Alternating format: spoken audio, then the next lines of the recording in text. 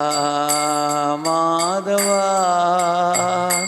कुंज विहारी राधा माधवा कुंज गोपी जनवल्लभा गिरिवरधारी गोपी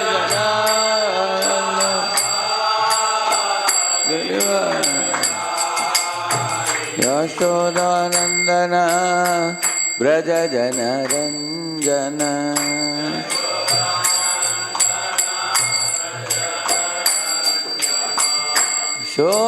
यशोदानंदन ब्रज जन रंजन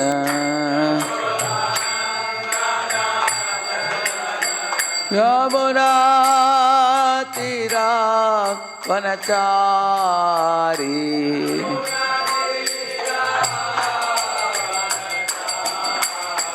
यमुना तीरा वनचारी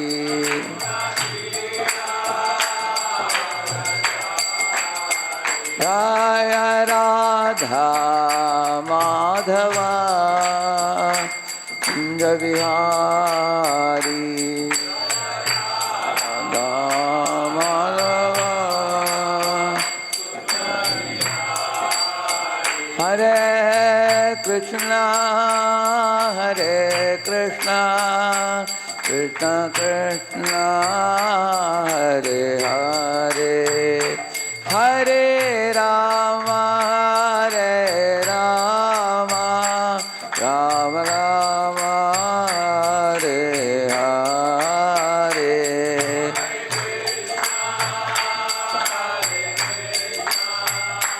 कृष्णा कृष्णा हरे हरे हरे राम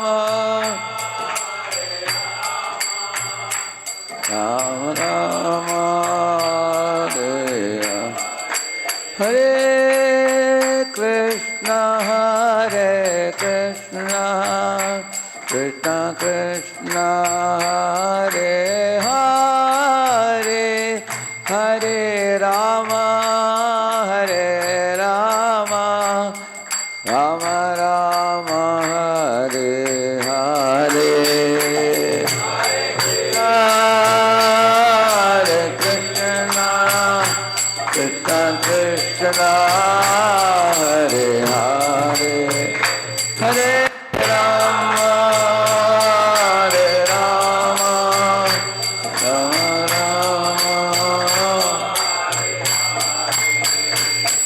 हरे कृष्णा कृष्णा कृष्णा हरे राम राम राम हरे हरे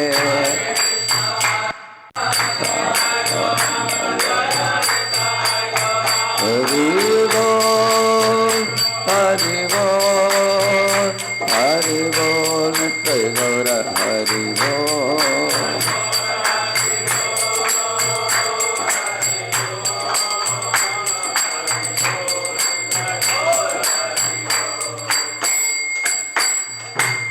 पावन हरिनाम संकीर्तन की अनंत कोटि वैष्णव वृंद की श्रील प्रभुपाद की ओम अज्ञानतिमिरन्धस्य ज्ञानाञ्जनशलाकया चक्षुरुन्मीलितं येन तस्मै श्रीगुरवे नमः। श्रीचैतन्यमनोभीष्टं स्थापितं येन भूतले स्वयं रूपः कदा मह्यं ददाति स्वपदान्तिकम्। वन्देऽहं श्रीगुरोः श्रीयुतापदकमलं श्रीगुरून् वैष्णवांश्च श्रीरूपं साग्रजातं सहगणरघुनाथान्वितं तं सजीवं साद्वैतं सावधूतं परिजनासहितं कृष्णचैतन्यदेवं श्रीराधा कृष्णपादान् सहगणललिता श्रीविशाखान्वितांश्च नमा ओं विष्णुपादाय कृष्णप्रेष्ठाय भूतले श्रीमते भक्तिवेदान्तस्वामिन्निति नामिने। नमस्ते सारस्वते देवे गौरवाणी प्रचारिणे निर्विशेष शून्यवादी पाश्चात्य देशतारिणे वाञ्छाकल्पतरुभ्यश्च कृपा सिन्धुभ्य एव च पतितानां पावनेभ्यो वैष्णवेभ्यो नमो नमः। जय श्री कृष्ण चैतन्य प्रभु नित्यानंद, श्री अद्वैत गदाधर श्रीवासादि गौर भक्त वृंद। हरे कृष्णा कृष्णा कृष्णा हरे हरे, हरे राम राम राम हरे हरे। ओम नमो भगवते वासुदेवाय। ओम नमो भगवते वासुदेवाय। ओम नमो भगवते वासुदेवाय। ओम नमो भगवते वासुदेवाय। ओम नमो भगवते वासुदेवाय। ओम नमो भगवते वासुदेवाय। नारायणं। I will take a verse from Bhagavad Gita. I'll take 18.24 Bhagavad Gita.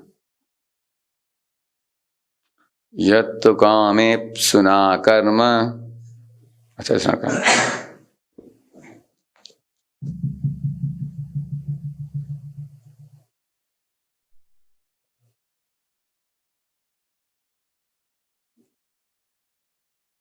यत्तु कामेप्सुना कर्म साहंकारेण वा पुनः क्रियते बहुलायासं तत् राजसमुदाहृतम्। यत्तु कामेप्सुना कर्म साहंकारेण वा पुनः क्रियते बहुलायासं तत् राजसमुदाहृतम्। यत्तु कामेप्सुना कर्म साहंकारेण वा पुनः क्रियते बहुलायासं तत् राजसमुदाहृतम्। Yat, that which, to, but, kama ipsuna, by one with desires for fruitive results,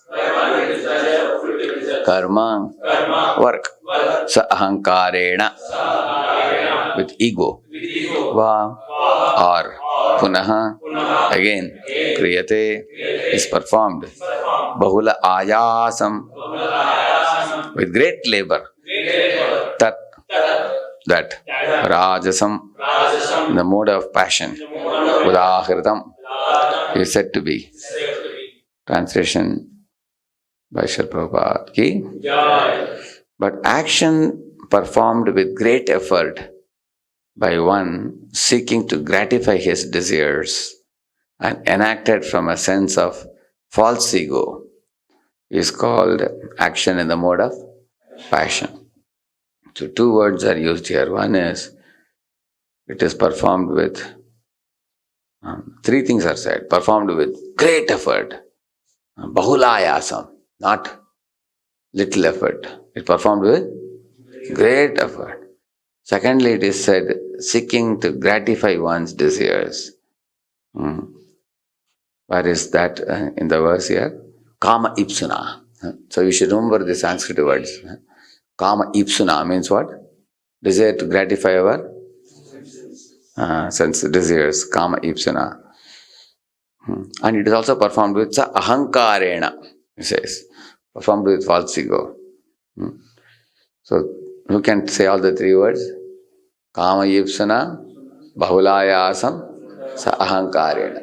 If you have these three qualifications, then you are a Rajasic worker. Kama ipsuna means fruitive mentality. So, working very hard, bahulayasam, with a great desire for fruitive, is falakankshi we call it, kama ipsuna. And also sa ahankarena, along with false ego. So these three words can be remembered. Repeat this verse again. Yattu kamepsuna karma sa ahankarena va punaha kriyate bahulayasam tat rajasamudahritam. Yeah. So, action performed with great effort, bahulayasam, by one seeking to gratify his desires, kamepsuna, and enacted from a sense of false ego, sahankarena, is called action in the mode of passion.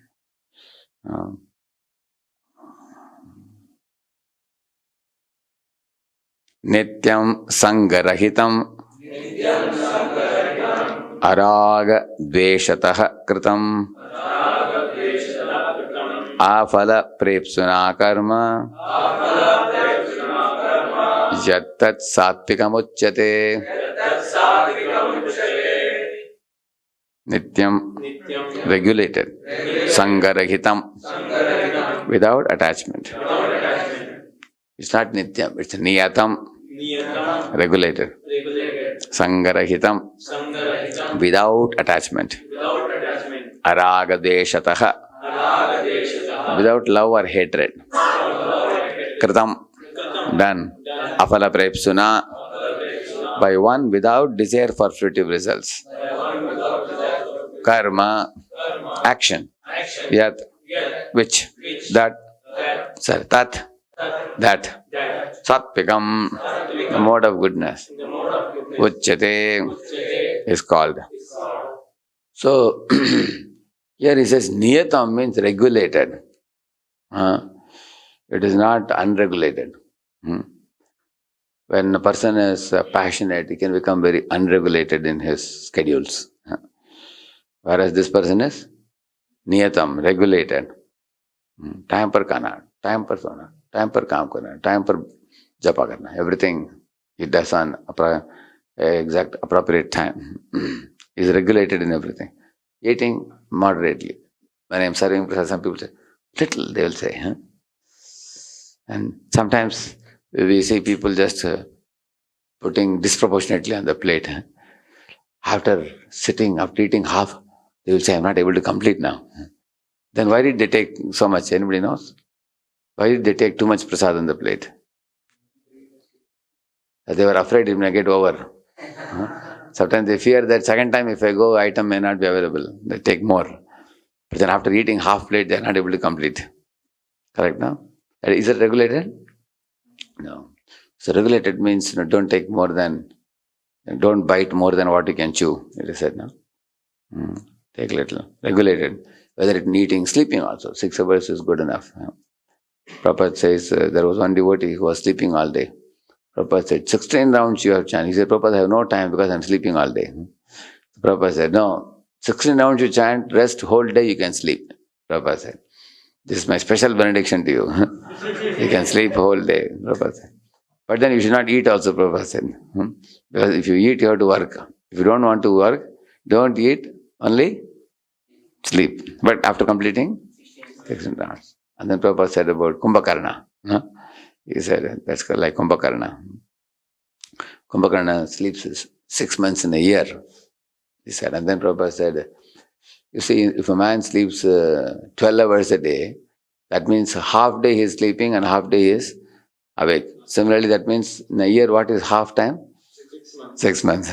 That means he's Kumbhakarna, Prabhupada said. Successful Kumbhakarna. He's completed 12 hours of sleep every day. Just telling like that. That's unregulated. Regulated means Prabhupada says 6 hours sleep at night. But if somebody has a certain type of body, you need a little more sleep, then 1 more hour you can take, he says. 7 hours. But not 12 hours. 12 hours means who? Kumbhakarna, he says. So, we need regulated sleeping. Similarly, regulated eating. Moderate amount of food. We can't eat like elephant. Elephant eats tons of grass. Similarly, regulated work also. Today we are going to talk a little bit more about the work. So everything will be regulated. Prabhupada writes in the 7th canto of Srimad Bhagavatam, in the later chapters, I think it's 7.14 probably, 7.13 or 14, 7th canto, 13 or 14 chapter, I think, where there he writes about, I can locate that also, I can show you. Read this one.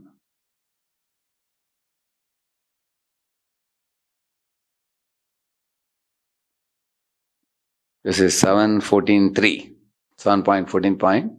The human form of life is meant for liberation, but unfortunately, due to the influence of Kali Yuga, every day the Grihasthas are working hard like asses. Early in the morning, they rise and travel even 100 miles away to earn bread. Especially in the Western countries, I have seen that people awaken at 5 o'clock to go to offices, factories to earn their livelihood. People in Calcutta and Bombay also do this every day. They work very hard in the office or factory, and again they spend 3 or 4 hours in transportation returning home. Then they retire at 10 o'clock and again rise early in the morning to go to their office and factories.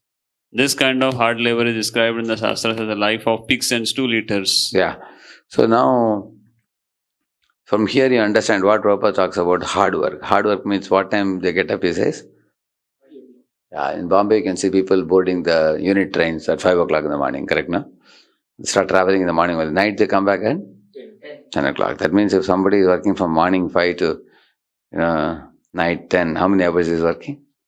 17 hours. 17 hours of work. So Prabhupada calls it a very hard work, in office or factory. Traveling itself takes long time, 100 miles, like that he says. So Prabhupada is saying the pigs are always running here and there asking, where is stool, where is stool, where is stool? He says in one lecture like that. So dirty thing, they are searching for the dirty things. That's why I am deho, deha bhajam, diloge, kashtan kaman, he says. Yeah. And then he says, read this. Now he is giving solution to that. Read that. One must find some time for hearing Srimad Bhagavatam and Bhagavad One Gita. must find some time for hearing Srimad Bhagavatam. Yeah. This is Vedic culture. One should work 8 hours at most to earn his livelihood. Now he has given a prescription. How much you should work, he says? 8 hours. Yeah. And either in the afternoon or in the evening, a householder should associate with devotees to hear about the incarnations of Krishna and his activities, and then thus be gradually liberated from the clutches of Maya. So some people I have seen in Pune also who have a business, the morning part is very busy for them. They start their business like 8 o'clock. 8 to 1 or 8 to 2, they're very busy. So 8 to 2 means how many hours? 6 hours. 8 to 2. Morning 8, they start the business. They leave home at 7:30. And they have their own business nearby, half an hour. 8 o'clock, 8 to 2, they're busy. So after 2, the business is a little dull, the afternoon time, till evening 5. So that is the time they come to temple. They meet brahmacharis. They serve prasad sometimes. They sit with them and talk to them, ask questions. I am reading Prabhupada's Bhagavatam, I have some queries. They come and I have seen that in Garden Kutir, in Kunjiberi temple, they sit and talk 1 or 2 hours also. They spend time in the temple. Sometimes they come and do the work of the temple also, service, seva for the temple they do. That's what Prabhupada is including the afternoon time. Either in the afternoon, he says, I wonder what is afternoon? Because in India, if you have your own business, people get time. Of course, working for a company, you can't come out the afternoon time. And then in the evening, he says also, that means some people who are working like morning 8 to 4, that was my timing also when I was working in the company. 8 o'clock the job starts and 4 o'clock you are free. How many hours? 8 hours, that's all. Or if I reach at 9, then 9 to 5. And my boss was very understandable man. He told me, I also don't like to work too hard, he said. You also just 8 hours you will work. Pakka, and we will not do any kamchori. We will perfectly finish the work. So he will not waste his time. Even if somebody goes into his cabin, just 2-3 minutes, he will talk and send them off. So be work oriented and finish out the work. And 8 hours of work, that's it. Not loitering. And he also wouldn't smoke or drink tea or anything like that. So good habit you have. So 8 hours you finish the work. That's all he says. So Prabhupada gives a clear understanding of how we should work. And then? And should associate with devotees to hear about the incarnations of Krishna and activities, and thus be gradually liberated from the clutches of Maya. However, instead of finding time to hear about Krishna, the householders, after working hard in office and factories, find time to go to a restaurant or a club where instead of hearing about Krishna's activities, they are very much pleased to hear about the political activities of demons and the non-devotees, and to enjoy sex, wine, women, and meat, and in this way waste their time. This is not Grihastha life but demoniac life. The Krishna consciousness movement, however, with its centers all over the world, give such fallen and condemned persons an opportunity to hear about Krishna. Yeah. So two things he's saying what people are doing when they come back in the evening. What they do? They go to a restaurant or club. Restaurant they go for eating karmic food. And clubs they go for enjoying sex and wine and women and meat and all these things. Instead of hearing about Krishna. And they are also talking about political activities. So eating and then after eating you get strength in your body. Then you try to enjoy sex. Actually people are shameless like dogs. Many men have connections with multiple women. And especially women who are money mongers, who want money. They also indulge with many men also shamelessly. Many women have doubtful character. They don't have their divorces. They have multiple connections. Men also take advantage of such women and then they indulge in sex and also wine and women and meat. So these are the kind of things they are indulging in. And political activities, he's saying. Talking about politics. So this is how they are wasting their time in the evening. And they are also preparing a ghastly future for themselves. Like that he is saying. So, In a dream, we form. no. So you got an idea. I took you there to talk about regulated work. Correct now? Now you understand the difference between regulated work and unregulated work. So I told about regulated sleep, regulated eating, regulated work. Correct now? So niyatam means sattva-guni person is niyatam, is regulated. So even all of you should try to design your job in such a way that you can be regulated in your work and then you have time for everything else. Correct now? Yeah. Sangarahitam means without any attachment. So, what is that attachment? Mental attachment. Araga dveshta is saying, without love or hatred. Kritam. So, here he says,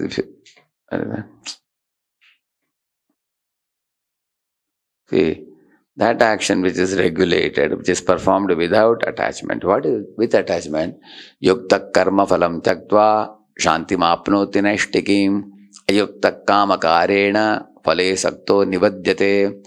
He's telling yuktaha means one who is engaged in Krishna consciousness. Karma phalam tyaktva means he offers the fruits of his action to Krishna. Shantim apnoti. He attains peace. Naishtikim means what? Lasting, long-lasting peace he attains. Ayukta means one who is not engaged in Krishna consciousness. Kama karena, one who is having fruitive mentality. Kama ipsuna, you remember? Ayukta kama karena, phale sakto, is attached to the fruits. Nibadyate means he is bound. Badyate means what? Bandhan. Nibadyate. I'll repeat this verse again, you all will repeat after me. Yukta karma phalam tyaktva shantim apnoti naishtikim ayukta kama karena phale sakto nibadyate. These are two lines of the same verse, but they have opposite characteristics. First fellow is yukta and this fellow is ayukta. And that fellow is karma phalam tyaktva. This fellow is kama karena. And that fellow is karma phalam tyaktva shantim. He attains. And this fellow is ayukta kama karena phale sakto. So because he is phale sakto, is attached to the fruits, he is not peaceful, he is saying. And that fellow is muchyate, this fellow is nibadyate. He is liberated, he is bound. Now let us explain this verse. What is this thing? In Gita, Lord Krishna teaches three very important subjects. Identity, mentality and destiny. You will see that what is my identity? Are you body or soul? Soul. That's the correct identity. And what is the wrong identity? Body. Now, if you think you are the body, from that wrong identity, some more wrong identities come. Like for example, in the modern times, you will find that the society defines your identity as a successful man if you have more money. Correct, no? Or if you are an engineer, or you are foreign returned, or if you have a big salary package. Correct, no? Any father wants to give his daughter in marriage, but the first thing you want to know about the boy. He doesn't even want to know his name also. Yeah. Which family, what qualities, nothing. But the first thing he wants to know? Salary package. What is the package? What is the salary package? That's how society defines you as a successful man. Correct? Now, your self-identity is defined by society. So, how much salary this fellow earns? So, that means you can, what do you call it? You can take a cloth and cover a person's head and say, here is the boy ready for marriage. He'll ask him, what is his salary first? He doesn't even want to see your face, who you are, which Pradesh you belong to. You can put a zombie in front of him and say that he is earning, correct now, 20 lakh per annum or 30 lakh per annum or whatever. Then he's ready to accept without even seeing who you are, correct now? Just see how the society defines you or success. This is what you call it, success parameters. Correct, no? That's identity society gives you. And therefore you will find, many people in the current day society, they get into workaholism because they think that if I work very hard, I can make a lot of money and I can become a quote-unquote big man, quote-unquote successful man. Correct, no? Society, and that's the reason. Like, for example, why people become workaholic, I will tell you. Consider alcoholic versus workaholic. What is the difference? See, when a person becomes an alcoholic, we will see that there are physical problems also he faces, like liver cirrhosis, going to doctor, correct? No? That also leads to financial loss also, and also behavioral lapses, you can see that. Like sometimes a person is alcoholic, there is a car accident. Don't combine drinking and driving. They write all the correct. So the effects of alcoholism are very externally observable and visible. Correct or not? You can see that he's gone financially down, suffering and all these things. But workaholism is not like that. What happens with workaholism? In fact, people praise you if you become workaholic. People will say, my Lord, what an ambitious man. What a dedicated man. What a sacrificing man. Come on, look at him.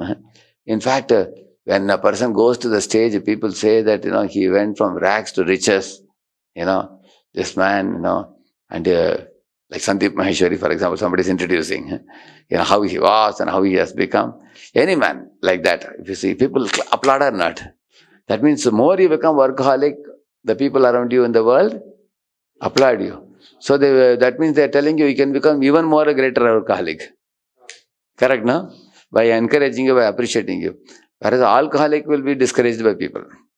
In case there is a behavioral lapse, company may fire him from the job. Correct, no? Financial lapse are there, family members may shout at him. Correct, no? And doctors may warn him that you will die and all that. Correct, no? Whereas workaholic is appreciated in society. Now you may say, okay, what's wrong with workaholism? Somebody may ask.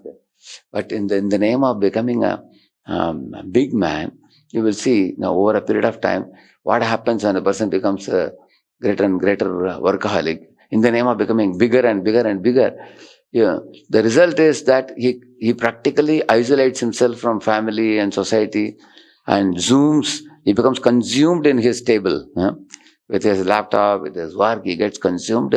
And that consumption over a period of time makes him lose his sense of real identity, correct, no? And he has a muddled mind.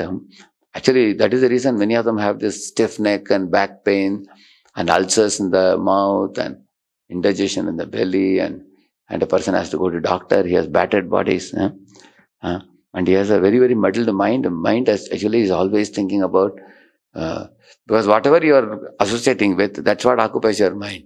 Isn't it? I had one picture, which, let me check whether I have that. Because if you see the picture, that will convey more than this one, you see? This fellow. Correct? This is actually muddled mind, we call it. Battered bodies, muddled minds. So, therefore,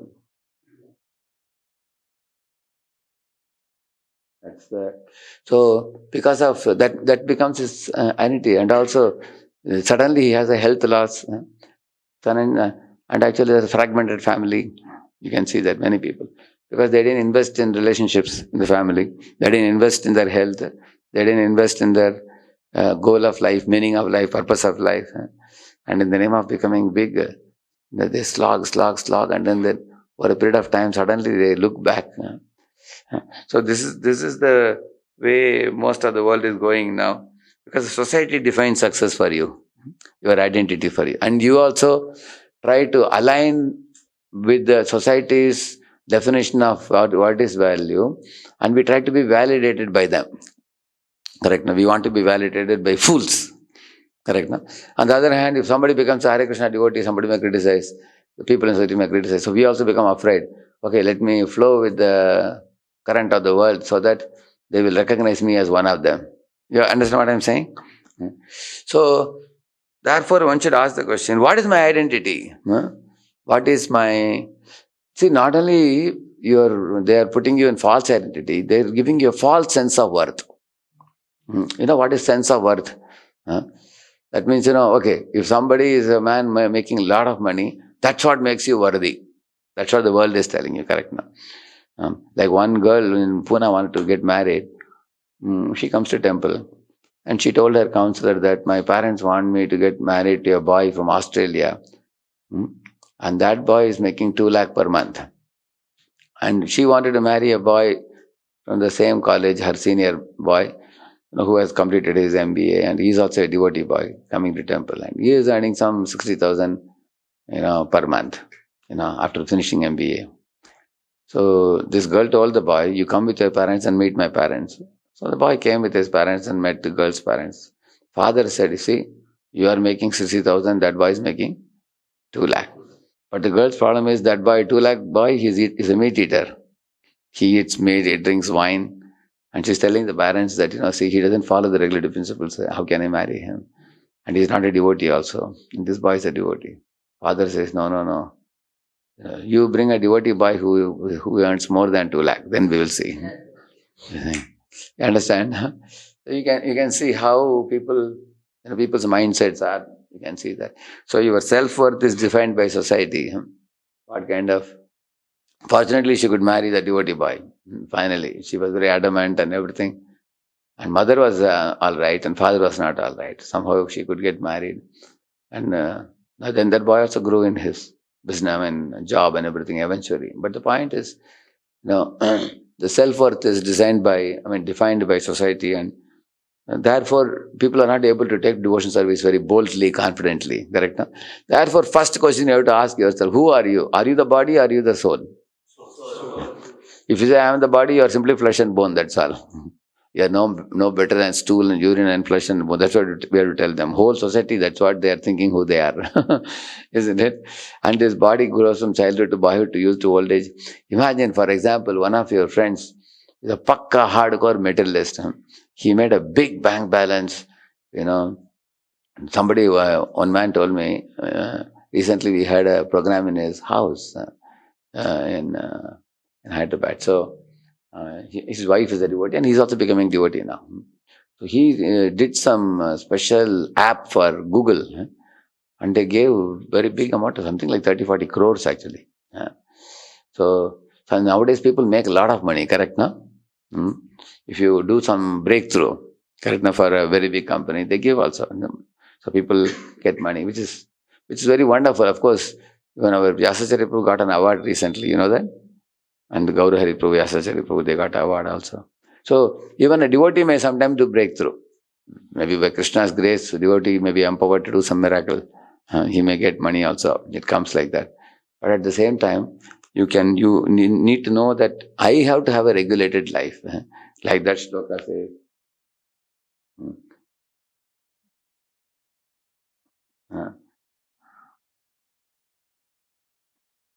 He says niyatam. That's what he uses. And now the second word is which is performed without attachment. What is that without attachment? That means don't get dragged by the self-worth and self-identity thrown on you by the society. That means you are not attached. Correct? Or if you are going to be dragged by the self-worth and self-identity, what karma is defined, that means you are In your heart you are attached to that. Then that attachment will cause you pain. You become a workaholic because of the attachment to the society's definition of self-identity and self-worth. On the other hand, this is this extreme, and this extreme is brahmacharis. They kick off everything. In society, you hell with your guy's definition. Fools, get lost. And then these brahmacharis say that we are going back to God. That's the other extreme. So you can be in between. Correct? Huh? You don't have to be like brahmachari. Give up. Don't bother about anything. And therefore you are allowed to work. 8 hours you work, make some money, marry a devotee girl if you want to marry. And then you can actually lead a life in the society. At the same time, you don't have to isolate yourself from society. Live in the society of devotees. So, and some of you may be able to throw off these false definitions of success, what society puts on you, and become brahmacharis. And you create a new definition for success. People, like I was telling you yesterday, Amarendra Prabhu, Gauranga Prabhu, Nahamagilla Prabhu, or Jai Shetty, correct? These people are great heroes. They are telling society, you fools, just see, this is the real success. Correct, no? They are redefining success. How one can be truly happy. So now, not all of us can be very charismatic people who can redefine success. But you can compare these two definitions. What the success devotees are giving you, what the world is giving you. World is giving you material success, which is based on flesh and bones and stool, urine, bile and all that, material body. Devotees are giving the true identity, which Lord Krishna taught Arjuna in the beginning of Bhagavad Gita, in the 2.13. What he said? Dehe nasmin yata dehe kaumaram jauvanam jara tata dehantara praptir dhirastatra namuhyati.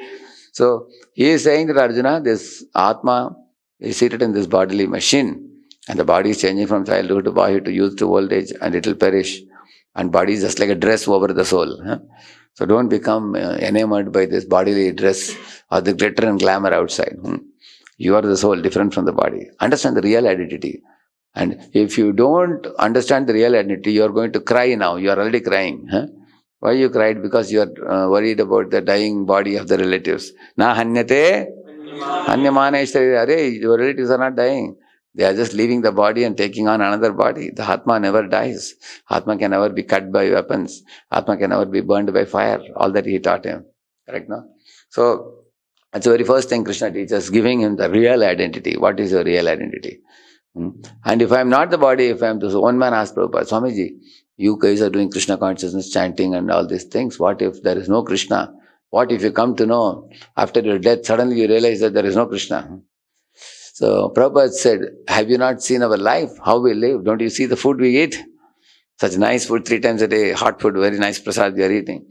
And look at all our brahmacharis in the temple. They are all chanting and dancing early morning. You tell me, in the world, who in this world gets up in the morning and jumps up and down, dancing, so happily. And Prabhupada said, look at them, they are bowing down to each other. They are respectful to each other. That means they have a very cultured lifestyle. They have a very cultured lifestyle. They are enjoying life by singing and dancing. They are also eating nice prasad. They have clean bodies, clean minds, joyful life. Even if you say there is no Krishna, throughout the life they have lived a happy life, much happier than the way you lead your life. Prabhupada said, look at you, you are putting all this smoke and drink and everything into the body and suffering, going to doctor and, taking treatment, and you do sinful activities and get kicked by the police. You suffer your life, but we are not suffering. We are leading a very happy life, Prabhupada said. And then Prabhupada asked him, but if you come to know that there is Krishna after your death, what will happen to you? According to the Shastric definition, you will go to hell. So the man understood. Swamiji is very smart, Swamiji. So you will see that. So therefore you will see the self-identity and self-worth that is given by Krishna is now becoming revisited by the people. Modern people had discarded Bhagavad Gita before. Now they're again picking up Bhagavad Gita now again. Why? Because they are understanding that the real identity that Krishna teaches in Gita, that's becoming more and more acceptable. Earlier in the advertisements and all, people used to talk a lot about the mind when I was in school days. Now people talk a lot about the soul. You will see that. Body, mind, soul, holistic well-being, all that they are talking, because they were never talking about the soul a couple of decades ago. Now man is putting in all the billboards also, you find. Which means they are slowly recognizing that the spirit or the soul is the real identity. So they call it as a fulfillment. The word fulfillment is the important word now. Because there are two words in Sanskrit, Abhyuday and Nishreyas. Abhyuday means accomplishment or achievement. And Nishreyas means fulfillment of the heart. For example, when you are hungry, you eat prasadam, your stomach is full now, so you get fulfillment. Correct, no? On the other hand, sometimes you are not hungry, you eat some crackjack biscuits, or you eat some Fryams, more and more.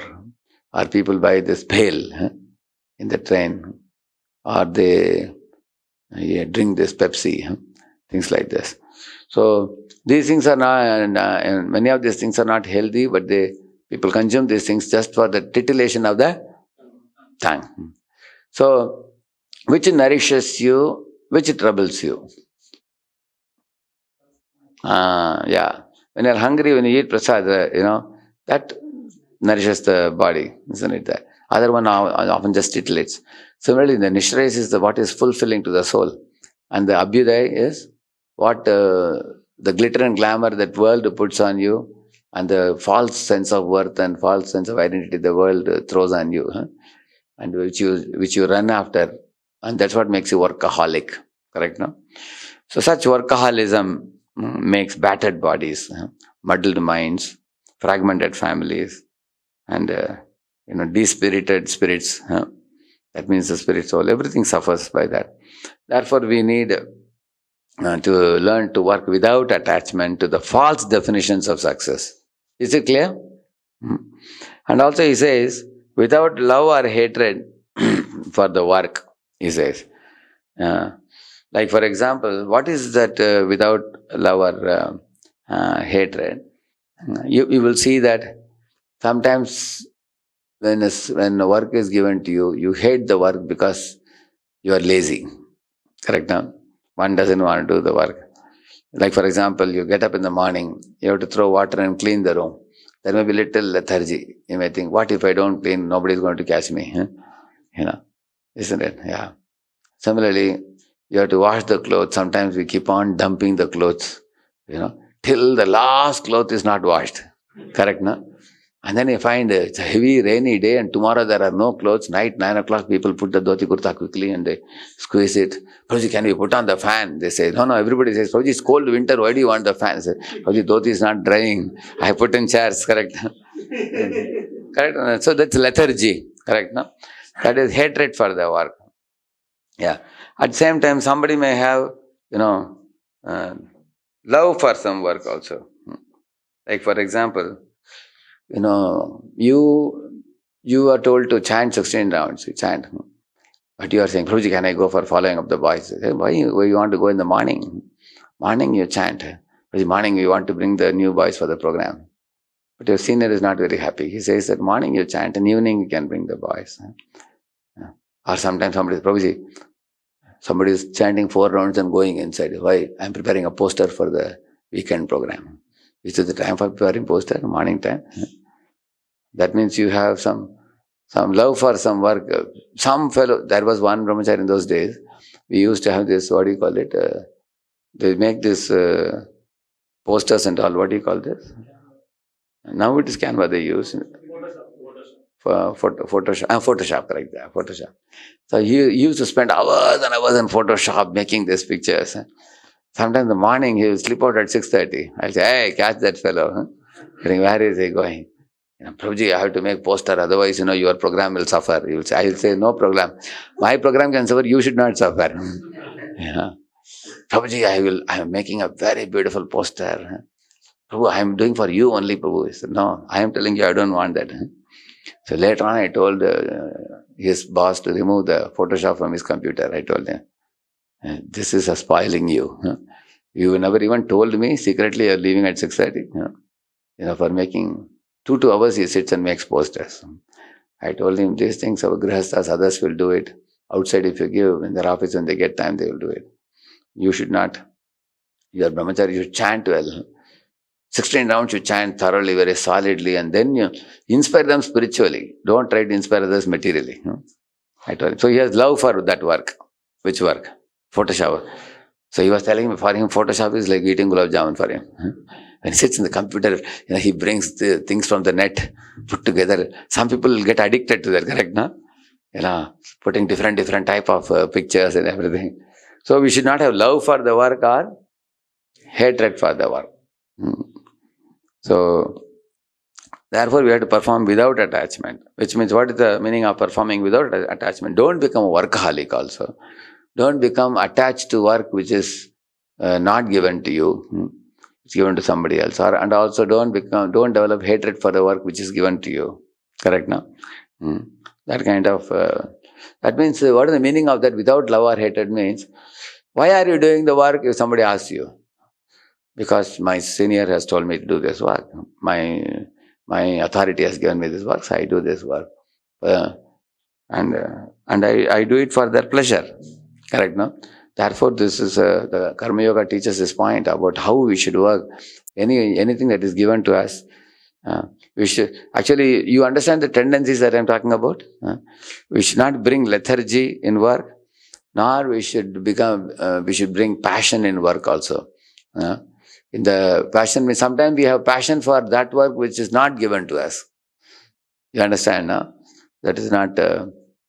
And also without desire for fruitive results. What is that one? That means, those sa ahankarena, he said there, no? So some people are too much greedy for fruitive results. I can remember in those days, there was one temple where they had some, I think, 5-6 management leaders, I think, yeah.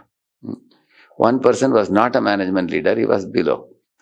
So he wanted to give an idea for putting, some kind of, I think something related to water purifying thing or something like that. Or sorry, it's a solar thing or something like that, solar thing in the top. So he said that we can make electricity with that and we can save, instead of paying money to the EB or something like that. So one of the TMC members told that, okay, you give it to me, I will put it amongst the TMC members. In one temple, one of the temples in my travels I came across. So they said, we will discuss it in our group and then we will tell you whether it is accepted or not, because right now they didn't have money to invest. When we get money, we'll do it in future. So what this fellow did, he, without going through that leader, he put it in the WhatsApp group. You understand, no? Nowadays, everybody, puts things in the WhatsApp group. No? So he put. So the leaders became little annoyed. Why this fellow is putting in the group of, which group he put? The leaders group. I don't know how he could get that, access. How he got the access, God knows. So he put it there. The other leaders are also disturbed. Who is this fellow, new fellow who is coming in and putting it without, he's not one of the leaders, but he's putting it inside. They were also upset. And the person whom he was in touch with, he was also upset. Understand now? Later on, they came to know why he put it in the group. He was very concerned that this original idea came from him. That he wanted the group to know. You understand? Huh? Because tomorrow, in case it is implemented, they have to make an announcement that so-and-so great Prabhu has given this idea and we made it and we saved electricity. Therefore, Hari Bol, Hari Bol. That he wanted. So because of that attachment, eventually he couldn't even remain in that project. He was out of the project. He had to leave the project. So you understand what is fruity mentality? See, great souls do work because it should be done. Because it is dharma to do. Lord will be pleased, Guru will be pleased, and it is going to do welfare for others. So great souls are like salt in a sabji. See, if there is salt in a sabji, when you eat sabji, what do you appreciate? Appreciate the sabji. Oh, sabji is very wonderful. And in case in sabji, the salt is little less. What do you say? Hey, look at the salt. Why salt is not there? See, if salt is little less, they chastise the salt. If salt is appropriate, they glorify the subject. This is how ideal worker works. That means, he will do his part from behind, and when the credit comes, he will let everybody take it. He doesn't, chase after the credit. And if he doesn't do his part, everybody knows that his part is very vital. If that is falling short, everybody will catch him only. You understand, no? You will see like that. So, actually, you will become greater and greater leader if you understand this concept. For example, say I am president of the temple here. If I send some, 30, 40 devotees to Calcutta, the GBC meeting, they will appreciate His Holiness Radhanath Swami. His Holiness Radhanath Swami is so kind that he has sent 40 devotees from Pune to Calcutta temple. They will say like that. So, because many of them may not know me. Because I am just president of one temple, but Maharaj is GBC of multiple temples. They will say like that. So, if we are ready to, be, invisible, then we can do a lot of good work. But if we want to become prominent and try to climb on the heads of others, then one can't be a great leader. Actually, the noblest leaders are those who don't care for the credit. They do miracles, they do. So therefore, that is very difficult to do because we have attachments, correct, no? Fruity mentality, we call it. You know what is fruity mentality? You understand, no? Like when you water therefore the example is given. Say, for example, one Jamindar gave you a land, and he gave you motor and a hose pipe. And he gave you, mango seeds also. So he put the mango seeds and he watered it. Saplings came out. And then eventually they became mango trees. Now the kacha mangoes came. Now the pakka mangoes have come. Big, big mangoes. Now we are plucking the mangoes. So the mangoes belong to whom? The mangoes belong to you or the Jamindar? Let us find out what the different devotees are saying. Yes? How many of you say the mangoes belong to you? Can raise your hand. So recently I was abroad, no? I was asking this question. One boy said, yeah, it belongs to me. He said. I asked why. I have put the plant, I have sowed the seed, I have watered it, and I have grown it. I have done the work, so the fruit should belong to me. He said. There were other boys sitting in the class. There were some girls also. They told, hey, no, not to you. It belongs to Jamindar. Because Jamindar is a landlord who has given you all these things. He said, no, I did the work. Why should I give the mangoes to him? That was his argument. Then many of them, 90% of them raised hand that it belongs to the land. Then I told him that, see, the Jamindar will monthly once give you the salary at the beginning of the month for the work that you do. Because you are a Mali. You are a gardener. Gardener will get salary or not? You are getting your salary. Correct? So then he also started thinking, okay, he's giving salary. I think then I have to give him the mangoes. He said, because he's giving me my salary monthly once. Because then I told him, see, he gave you the ground there. He gave you the seeds. He is giving you motor and for drawing water. And he is giving you hose pipe. So everything belongs to the landlord or you? I asked him. Then he said, yeah, landlord. Therefore mangoes belong to whom? And then he asked, he'll give me salary, no? He said, yes. Okay, then it belongs to him. That put him to thinking. Then I told her, now we all are born in this world. The work that we do, the fruit belongs to whom?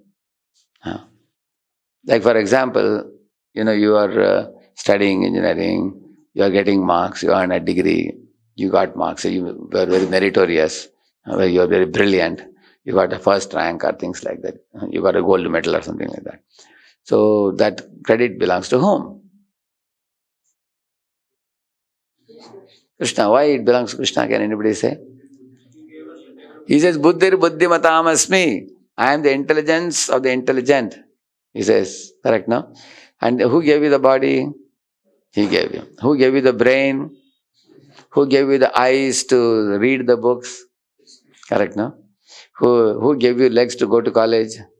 If you think like that. So everything he has only given. So you are just taking the materials given by him. your senses and the body and the brain and everything and engaging it. And he is giving you salary. What is the salary he is giving you? For example, the rain showers and then the grains come up. So he's giving you grains, fruits, cereals. Right now you're all sitting in a room. He's giving you, given you a living place. And he's giving you building materials to make your house. Correct, no? That means he's giving you hachare. Correct? He has given you building materials to build the house. He has given you food to eat and nourish your body. He's giving you heat of the sun, light of the moon, rain, shower, grains, everything. All these things he is supplying. And he's also given you 120 metals, what we have put in this Mandel's periodic table. So he has supplied you, this is your salary pack he has given you. So therefore, after taking the salary back, when we are doing work, because all materials are supplied by him, therefore the fruits of our labor belong to him. This is Bhagavad Gita. Krishna says, Karmaneva adhikaraste. Yes, you can take the materials in the creation and use them and process them. But ma phaleshu kadachana, because phala belongs to whom? Belongs to him. And a person who is a passionate worker, he doesn't know this, what he thinks. He says that I worked hard with all these materials, so everything belongs to me. So therefore, such people you will find, they want to expand their domain from one country to another. Say Alexander wanted to occupy the whole world. If you see, by the age of 29, also he had occupied the world. By 32, he died. So you will see that people come in this world, they want to occupy the land, they want to loot all the money of the people and put in their pocket. And then one day they leave behind everything and go. Correct, no? So therefore he says that without desire for fruitive results, that's the meaning of what I explained till now. So then one has to know the mood in which one should work. Now I will show you the PPT, it will be easy for you to appreciate. Yes. So you were talking about trying to be staying invisible. Like we should not. You said that, but you were saying that we should try to be invisible and all that. We should not look for the recognition. But in office, we have to do that. But one thing in the office you will see, actually there are many people trying to show up to the boss. The night, for example, boss is leaving the company at 9. They will come in the front and smile and then say, sir, I am still around. Please take a note. When the promotion comes, please give me promotion. This is one type of boy. Another type of boy, I will tell you, he's a pakka fellow in his work. Because what happens, like I used to go with Tilak to the office. I had a Kantimala also. I used to carry Prabhupada books also. My boss also knows in my drawer, both drawers are full of Prabhupada books for selling in the company. So I used to have pamphlets also from the temple. So many people complained to him. So my boss will ask them, see, you're complaining about Radheshyam. So see his work. See, he submits before you guys. We gave him 1 week I used to do computer programming for this design, machine design. So he would give me 1 week time and 5 days it's ready. I would give him. So he would say, see, he's doing his work, what's the problem? And those fellows' mouth would be shut, they'll go off. Correct, no? So those who are, if you do good work, in fact, one day boss called me and told me I had finished only 1 year. He told me that I'm going to send you to Germany. I asked, what is the matter? He said, you have to see the German pumps. Here you are designing Indian pumps. I'll send you to Australia. I should say Australian pumps. After that, I told him, sir, you want to send me across the globe to see Australian pumps and German pumps. I don't want pumps darshan. I want darshan of Radha and Krishna. If you go to Mahapur, I'll get Radha Madhav darshan. Correct now?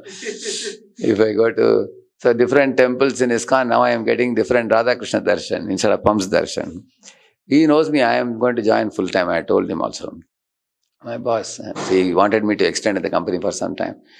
But why I was telling you, if you are doing quality work, you don't have to show off much. Company takes note. So silently they will give you promotion. You will see, for those who do good quality work. You agree? You will see that. On the other hand, there are many people impressing game they are doing, showing off and trying to do this. And they also know that these guys are trying to impress. So we have to make sure that we are keeping abreast of the latest things coming. I'll just show you. What is it? Read below. Give the mic to him. Read it. You're smart. A smart leader will look at innovative and smart ways of managing their competition and growing their business. The desired leadership traits have also changed over the period of time. Yeah, they've changed over a period of time. You know the story of this crow. The crow saw that water level was very low. So what the crow did, he went and brought some stones, pebbles, and kept on putting, water level rose. And the crow drank and then went. So many people say the crow is a smart crow because he knew how to increase the level of water.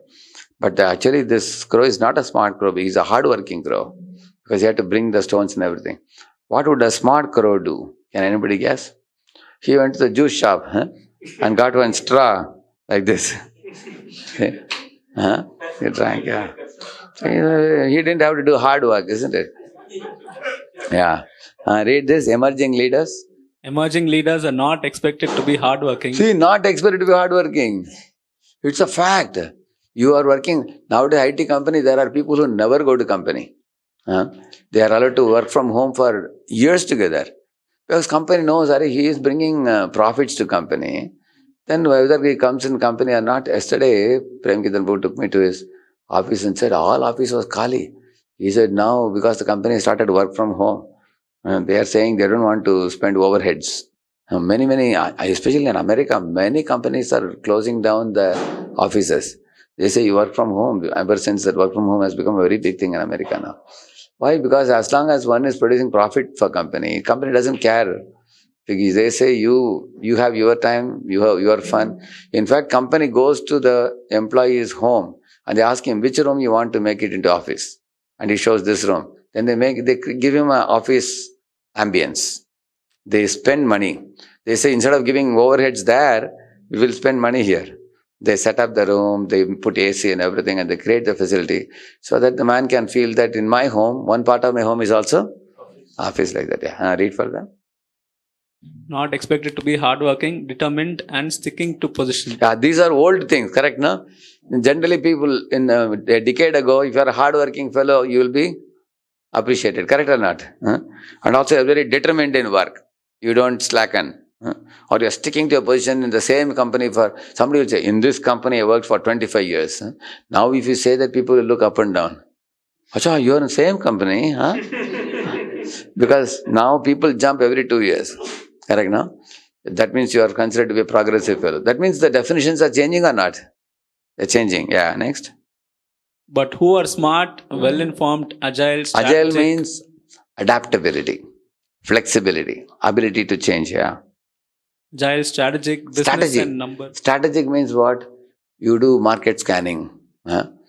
You see your own strengths, what I have. And what are my strengths which will be suitable in the market for us to bring success. These kind of things you should do, yeah. Business and number focused. Yeah, number focused. The leader has to be business focused and number focused now, yeah. They will ask you, show the results. Don't talk. Actually, your results should talk. Correct, no? Yeah. People focused. Yeah. So people focused means according to company. In company, the word relationship is not used in the way we use Preeti Lakshanam.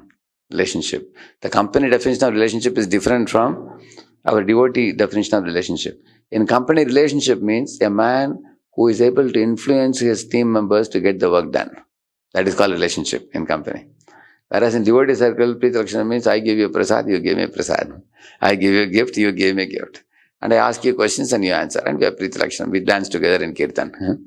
That's the relationship in devotees. So company relationship means this fellow can influence how many people in the company and how much work he can turn out through them by having human relations.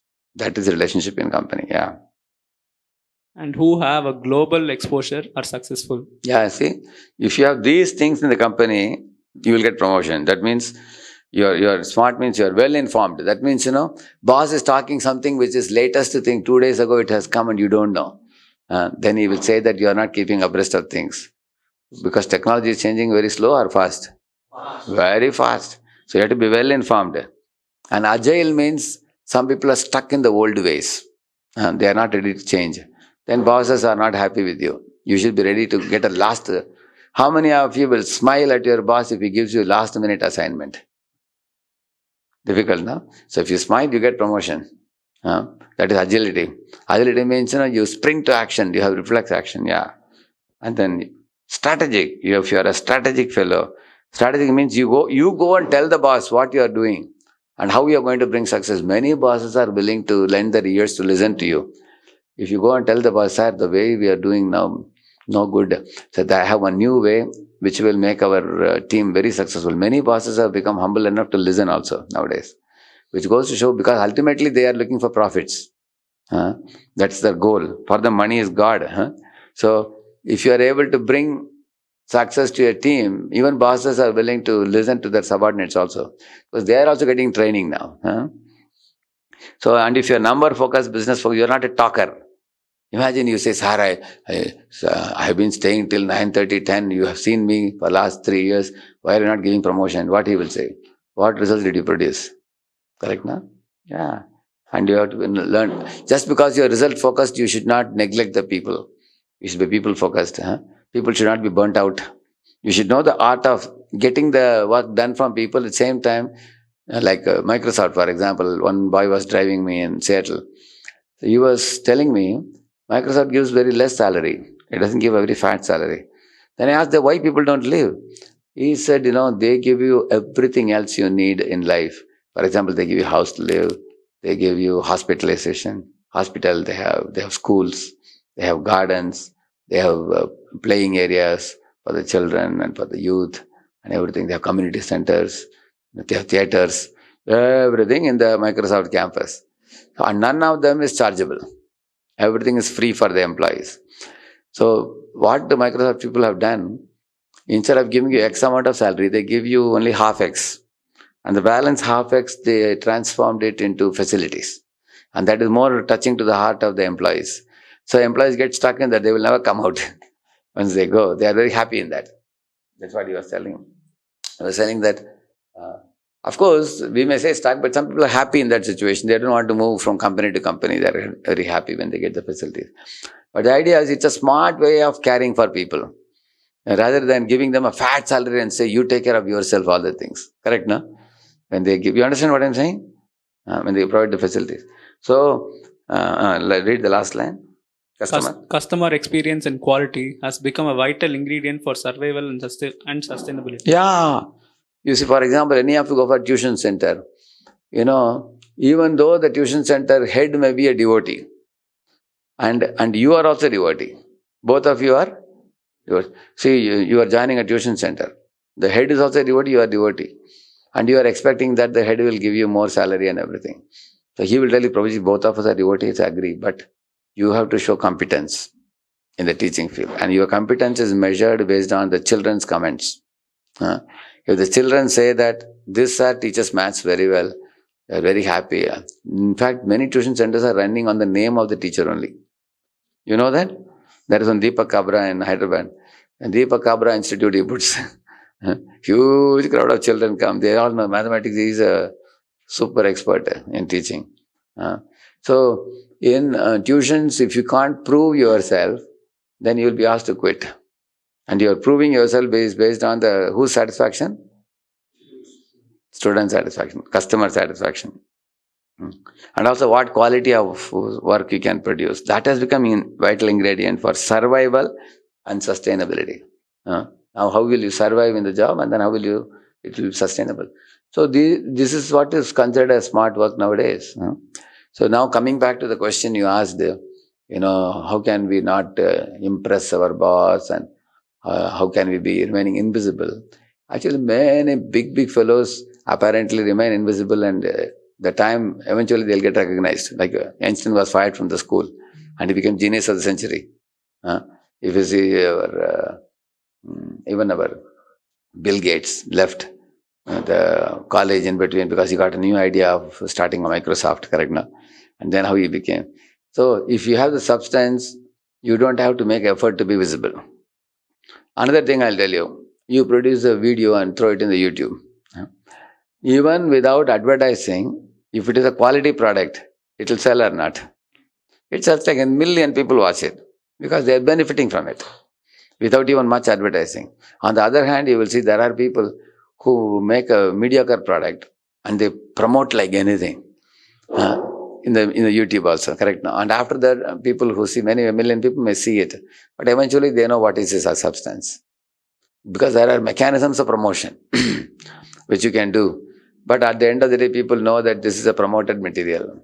It doesn't carry much weight. But a quality material, it goes like anything. You will see that. So we should focus on promotion or the quality of the product.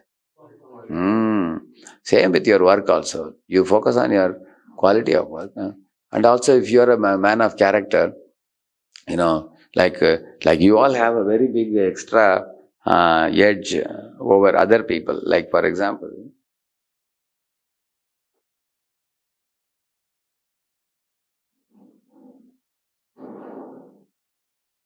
here we have shown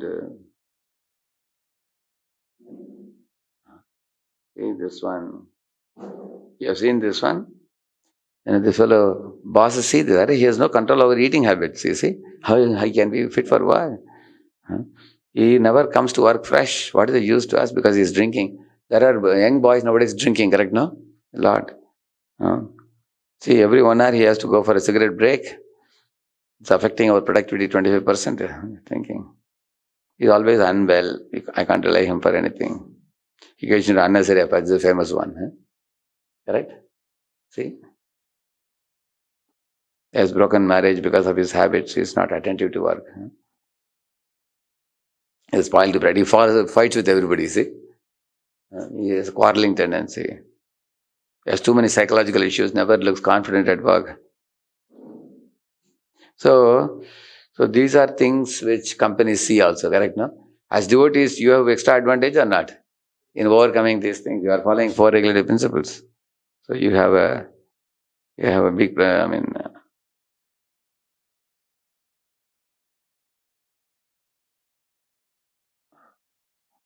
see this one. See, why are Indians preferred? Because they are hardworking, cultured, they take responsibility, they are sincere-mannered and accountable, humble, responsible. Otherwise, if you see, even Westerners have better communication skills, right? They have more managerial skills and interpersonal skills and higher education universities they come from. But Indians are preferred, like Pichai and other people are put here. So the Indian value system based on Vedic wisdom forms the basis of our good nature. So this is an advantage for us. Okay.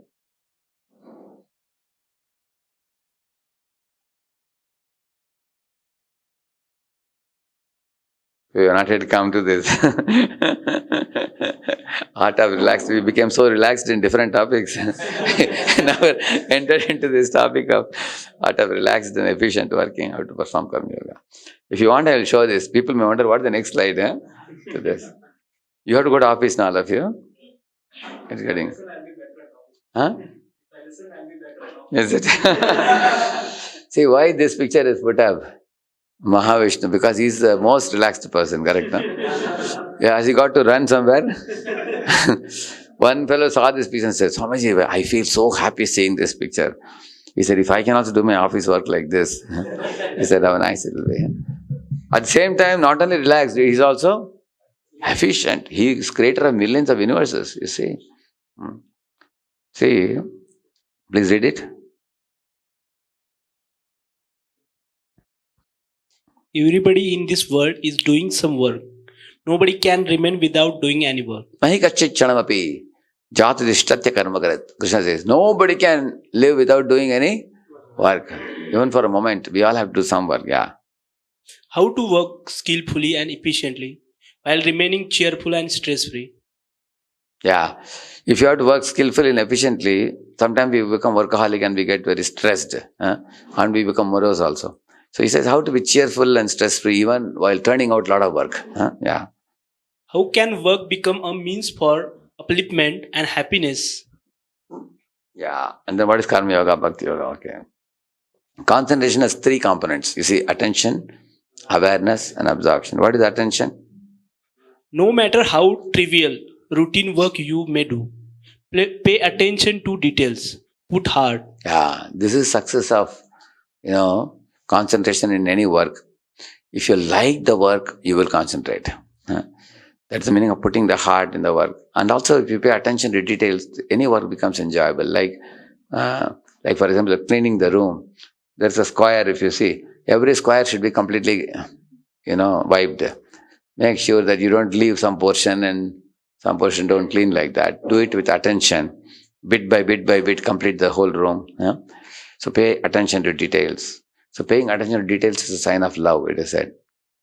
So, like for example, you're cooking also. You can cook halwa in 15 minutes. Or you can cook the same halwa in 2 hours. The 2 hours made halwa, butter halwa. If it is made in 2 hours, because you keep a low flame, keep on doing like this for 2 hours and offer to Krishna, and then you take how tasty it is. And the 15-minute halwa, will it be tasty? Everybody knows it is just made very quickly. Although both of them look the same. So pay attention to details when you render service. Do things attentively and that will give you joy. Invest your mind and heart, your creativity, talent, and make it better. Even if you are doing trivial services like for example, you go to wash your plate. You can take the kadipada and everything, throw it like that. When you throw it, what happens? It falls outside. And then you're lazy to get up and pick. You look around, no one is there. Okay, you just go away. Right now? So therefore, any small thing you do, you should do it attentively. Okay, it has fallen down, pick up, put it back. So Awareness. Be aware of the total picture as well as each and every step involved. Don't do mechanically. Be conscious. yeah, like in NVCC when they were building. So one devotee asked that mason, "What are you doing?" He said, "I am building a wall. They told me to put bricks and build a wall." Another fellow said, "Maybe I'm making a koti, some kind of house I am making." The third mason was aware. He said, "I am very blessed in my life. For the first time, I am getting chance to build a temple for the Lord." So who is most aware out of the three? Third fellow. So because he's thinking, I am building a temple for Radha Vrindavan Chandra. So in that consciousness, if he's making the house, how nice it is. Similarly, all of you are working now.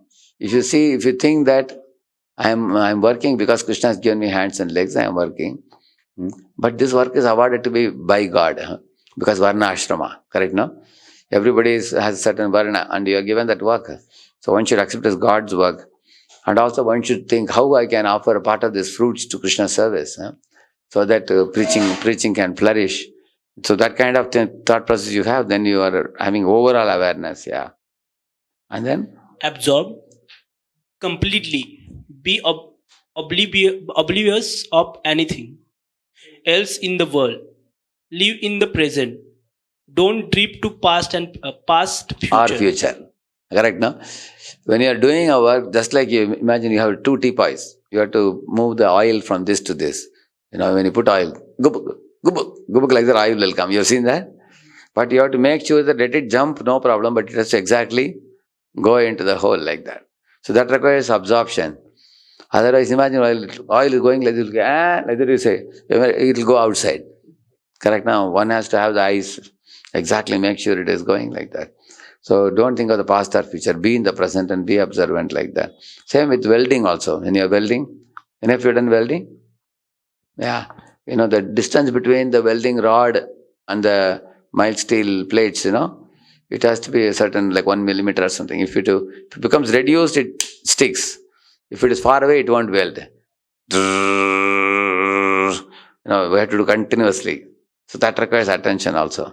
When you weld 2 sheets together like that. So that is absorption. That is an example in the 11th canto of Srimad Bhagavatam. An arrow maker was polishing the arrow. When he was polishing, that time one big julus, one procession of the king went with thousands of people playing trumpets and drums and so many things were happening. Lot of people. He went in a chariot, and then after half an hour, his friend asked him, "Did you see the procession?" The man asked, "Which procession?" Because he was absorbed in polishing the arrow. That is called absorption. Absorption means even things happening right next to you, you don't know. So much absorption. So three A's: attention, awareness, absorption leads to concentration. Now detachment from work. Read this. Forget this activity completely after job is over. Don't have any lingering thoughts in mind. Be fresh and wide awake for the next activity. Don't fear or worry about tasks done or yet to be done. Be goal oriented, not grab credit oriented. Avoid aimless Okay, work. that is another one. Till now, you saw the 5 things are mentioned. How you should do any work. Go do work compartment by compartment. One work you take it. Do those 3 A's. What are they? Attention, awareness, absorption. Do it. Throw it and then go to the next work. Don't worry about this. For this credit will come or not come, it will come later. Don't worry about it. But what happens with us, after finishing one work, like for example, you gave exam today, you come back to the room. After lunch, you hang around and ask others, how many marks you will get. I may get centum, you may get 90, correct? No? And then in the course of talking, you come to know that you committed some mistakes. And that causes worry. Like for example, there were 5 questions, only 4 you answered. 5th question was on the back side, which you didn't see because PTO was not written. Then you lament, alas, out of 100 marks, I wrote only 80 marks only. You are lamenting about it, correct, no? So, therefore, you will see that instead of talking about today's exam, you can start preparing for the next exam. Let all the exams get over. So, that's why when you do any work, it's like one compartment. You finish that, and therefore he says, no, don't give lingering thoughts in the mind. Sometimes we also, after finishing work, we are proud of how wonderfully we did it. You remember that occupies some time also. So it swallows time. Either we are joyful or we are lamenting, morose or something like that. He says that don't waste time, go to the next activity. Avoid aimless work. Kicking football without aiming at goal of the other party.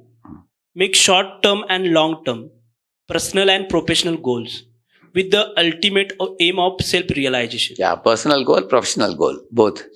It's like and devotional goals also, correct, no? You have so we have to make short-term and long-term goals. For example, today what I will do, what will I do this week, what I will do this month, what I will do for the whole 2023. Like that one should plan like that. How many of you plan like that? I have my schedule calendar you have seen, right? I make calendar for the whole year I make. Like I am planning to go to Guwahati sometime in August. I already marked it. So we should actually initially mark for the whole year.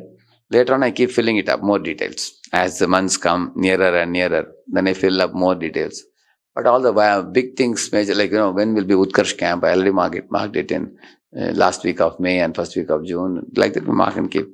So making your calendars ready for the whole year and what things are coming up. Similarly in your spiritual life also, what am I going to read for 2023? These are the Prabhupada books, these are the BTG articles, these are the other books I want to read, and these are the lectures I want to hear.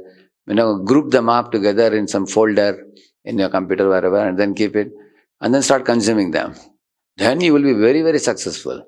But if you don't do that, haphazardly, as the time keeps coming, you pick up this, pick up that, and then after 1 month you say, I didn't do anything proper, correct, no? So planning is required. If you fail to plan, you plan to fail, they say, no? So therefore, whether it is hearing, whether it is reading, whether it is professional goal, similarly in your personal life also, there are some habits you want to overcome. So 2023, how will I overcome? What are the habits? How can I overcome? So everything should be planned. Yeah. Who is a karma yogi? Consider all work as God's work. Mood. I am a servant of God. Work with complete sincerity and dedication as best as you can to fulfill your role as a servant of God. After completion, hand over these works to God in all humility.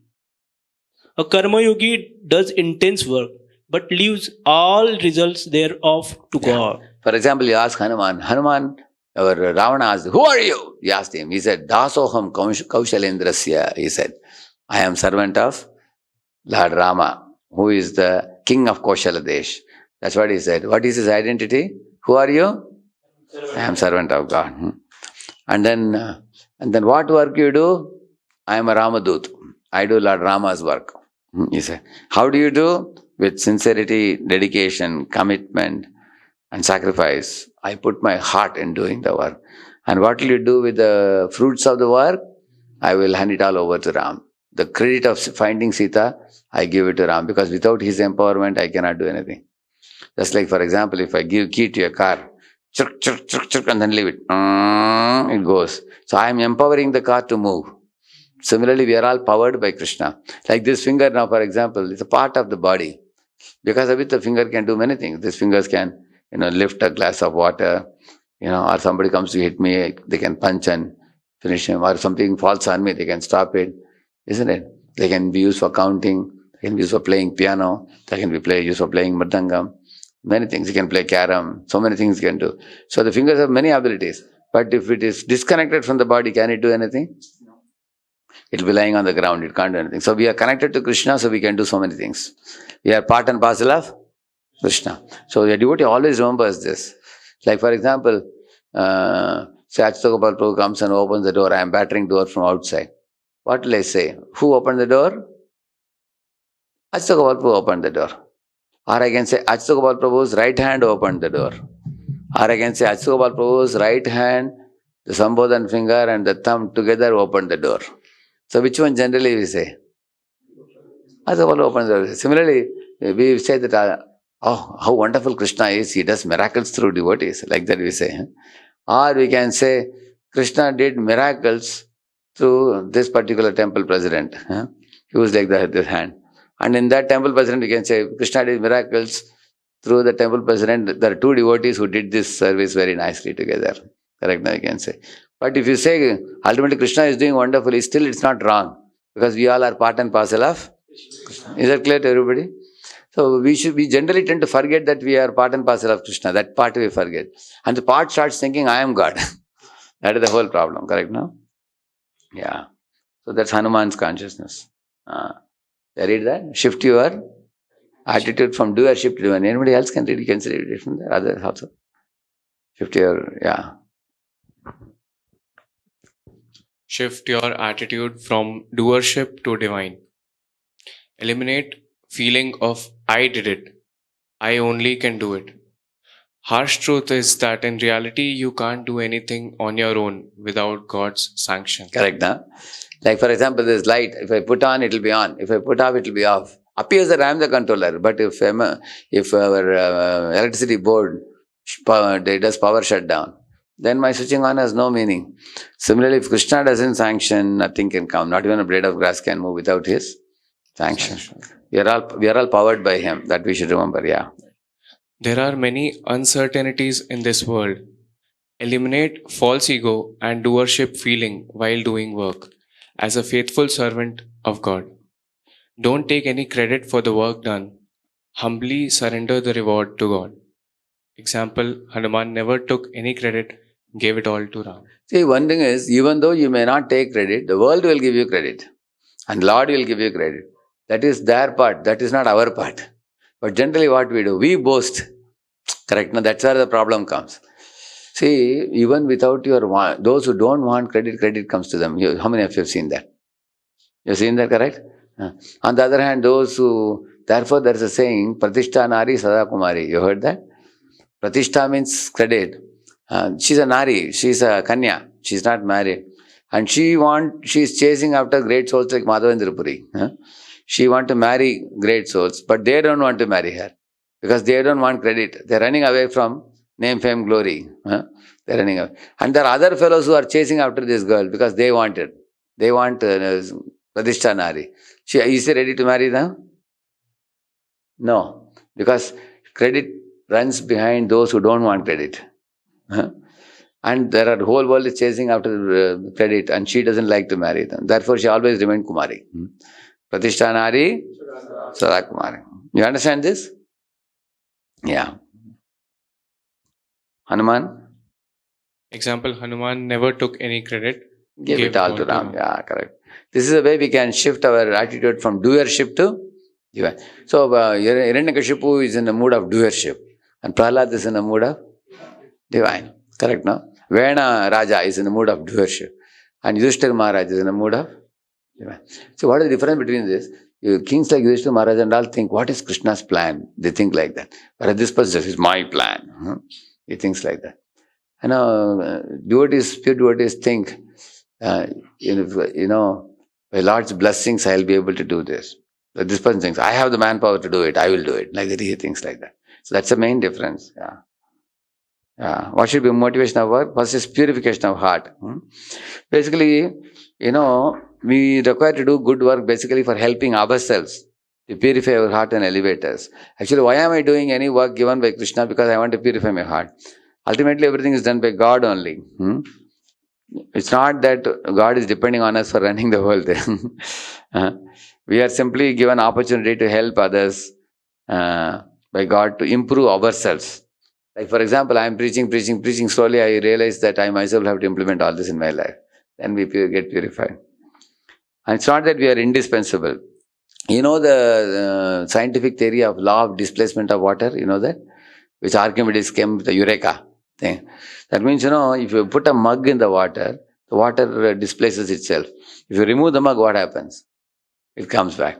Similarly, it's not that without us world cannot run. You will see that sometimes it appears like that. Mere bina kaise chalega? But after you go, somebody comes to substitute you. Life will go on. Yeah. He's saying they will do better, he's saying. That's more harsh and painful to hear. Correct now for us. Isn't it? See, I am not helping God or others. Hence, any egocentric feeling of helping others should be totally eliminated. In fact, any help done by us should be forgotten as soon as possible. That means if you did favor to somebody, you should remember or forget? Forget. But if you took some favor from somebody, what you should do? That is, we remember the opposite. We do little bit work and keep on telling, hey, 1997 I did this for you, 2020, we keep telling. And then that fellow did something for us and we are taking so much drawing from somebody and we never even remember in the corner of our mind. And we become totally ungrateful, correct? No? So we can see that we have a lot of homework to do. Why am I doing any work at all in this world? What is the answer? Purification of heart and glorification of God, correct? No? Ultimately, who is the original doer? Krishna. And we are only his part and parcel. Correct? No? Yeah. Like for example, say you are working for a company, somebody working for Infosys. And Infosys had given some assignment, a group of you did something wonderful. And then in the world scenario, they will say, the Infosys did this. Correct? No? They will say, and who are the fellows in Infosys? They may not talk much. Because Infosys gets the credit for doing that. Correct? No? That's why ultimately everything is done by God only. And another thing, I am not indispensable. Indispensable means without me, it's not that the whole world will come to stop. And I am not helping God or others. I am helping whom? Myself, for purifying the heart. So this should be the motivation of work. These 4 things. Yeah, that's all. We're finished, I think. So I have given summary here, easy to remember. This, if you remember this one snapshot, the whole thing you'll remember. You see, work with right attitude means you should know the goodness, passion, ignorance. I wrote the shlokas today, correct? And are you a daydreamer, workaholic, or popular or smart worker? Daydreamers, they only plan. Workaholics, they only work. Popular people only connect with people. We need a combination of all the 3. An art of working as a dutiful yet detached observer means, like, I have given examples of fruit seller, irresponsible husband, stereo owner. Actually, these are not explained to you here. Actually, dutiful, yet it will take time. I will not explain this. Correct. I gave different examples for this, of art of working as a dutiful. Like, see the one example I'll tell you, stereo owner. See, somebody gives you stereo, your friend gives and goes for 3 months out. When he comes back, you are supposed to give back the stereo. If you tell him that, hey, your stereo I played, it was so nice, can I keep it with myself? If you say, then you have become attached to it. Correct, no? Or that fellow asks, where is my stereo? You say that, Actually, my son took it to the terrace and he had opened it completely. I think he's going to become an electronics engineer in future. You know, you can go and see wires are all here and there spread out in the top. That means he's irresponsible, correct? No? He's a irresponsible fellow. So neither should you be so indifferent or detached, nor should you be so attached. If somebody gives you something, you should responsibly give it back. That's the example of stereo owner. Similarly, Bhishma also. Bhishma actually was a very detached worker. Krishna wanted him to be on the Kaurava side and fight against him. He was ready for giving pleasure for the Lord. That kind of, and then making short-term and long-term plans in our life, fulfilling constitutional conditional duties. Kailash only did conditional duties, correct now? He was always on snooze mode in spiritual life. He was postponing spiritual life. But we should do a balance of both. Cultivating attention, like Arjuna hitting the eye of the bird. Attention, awareness, and absorption. Arrow maker, I told you. CDDD formula, we call it. It is like concentration and detachment, and doership to divine. These two things. We should be concentrated in our work and be detached from the fruits. Because, for example, sowing the seed is our part. Giving rains is Krishna's part. So, you keep talking hours and hours about it's all kya rain aayega ki nahi, barish hoga ki nahi, if you're talking. Clouds are like this, that are like this. Then you'll be wasting time because that's not our job. Our job is what? So go to the field, plow the field, sow the seed, do your homework first. Give your wholehearted attention in what you can do, not what God can do. Correct now? Completed, finished. Shri Prabhupada ki. Prabhuji, in the last slide, you showed that we should, which one of these workers are we, you said. So I realized that I'm a daydreamer who likes to keep planning, but I never work. I become very lazy. That means you are more into planning mode. Yes. You plan, but you don't execute. Correct. Now, so what you have to do, okay, after you all make a plan, three things you can do. Now, one is take that job and cut it into slices, like watermelon, for example. If somebody gives watermelon, like that you cannot eat. Cut it into slices. Because when you make it into slices, small pieces are easy to execute. Like that you do it. Like you want to hear Gaur Leela tapes. Once I heard 25 tapes. So now, before Gaur Purnima, I want to hear it out. So I said that every day I'll hear, for about 20 minutes. So I made a plan like that. Then 20 minutes, keep on hearing and it'll get over. Make it into slices. Second thing is, look at role models of people who are successful in what you want to accomplish. You are here and they are here. They are already accomplished. So go to them and ask them, what are the secrets? How did you accomplish? Like UPSC, for example. Somebody cracked it already. He is already IPS, UPS officer. So you go to him and take inspiration from the role models. And the thirdly, make friendships with peers who are also aiming for the same goal. For example, you don't want to sleep in the day. See, there are two rooms. One room, people are sleeping. Another room, people are reading Prabhupada's book. So if you have a tendency to sleep, which room you should go to? Sleeping room? Sleep, which room you should go to? See, there are two rooms. Say one room, you find afternoon fellows come and sleep. And another room, people read Prabhupada books. They sit and nicely read Prabhupada books. These fellows never sleep in the day. And those guys have a tendency to, lie down for 1 or 2 hours in the day. And you actually want to get rid of day sleep. Because Prabhupada reading room. Because if you say that I will go to the sleeping room, sit and read Prabhupada's book, can you read? Therefore, associate with those peers who are also doing that habit which you want to cultivate. So the third one is a peer. Third one is peer. Second one is role model. First one is slices. So any habit can be achieved if you do these three things. And that's separate, okay? Shri Prabhupada ki, aur Bhakta Vrinda ki.